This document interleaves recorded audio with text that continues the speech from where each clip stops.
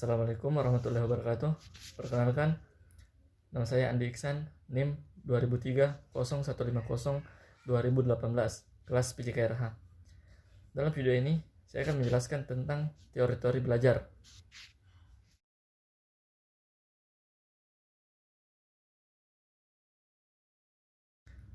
Pengertian belajar. Yang pertama, belajar merupakan perubahan perilaku atau perubahan kecakapan yang mampu bertahan dalam waktu yang tertentu dan bukan berasal dari proses pertumbuhan.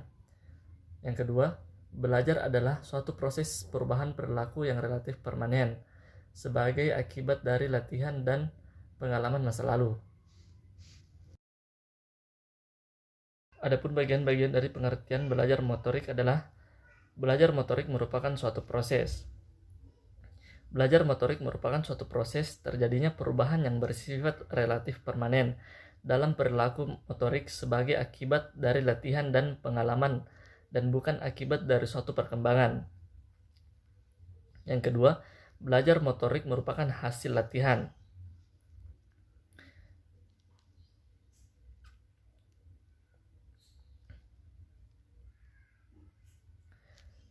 Belajar motorik adalah belajar yang difokuskan pada penguasaan keterampilan gerak melalui respon-respon muskular sebagai hasil dari latihan.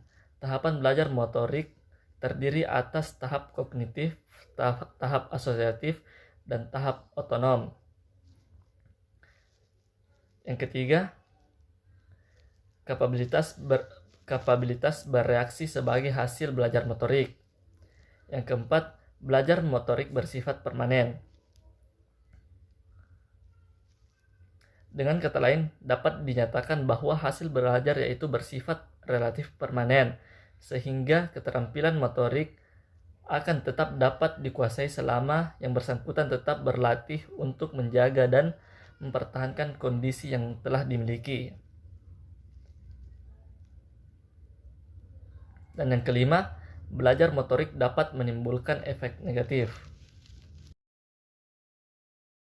Adapun faktor-faktor yang mempengaruhi proses dan hasil belajar motorik.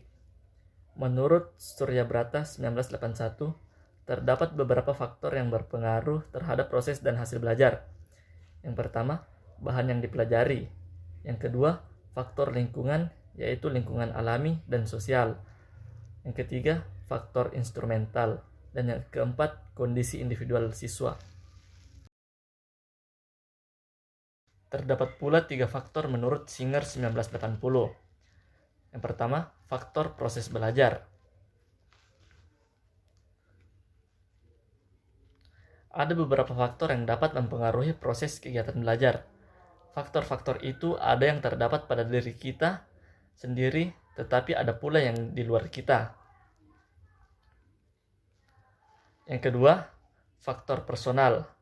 Faktor personal adalah suatu atau aspek yang melekat pada diri seorang individu yang mempengaruhi perilakunya.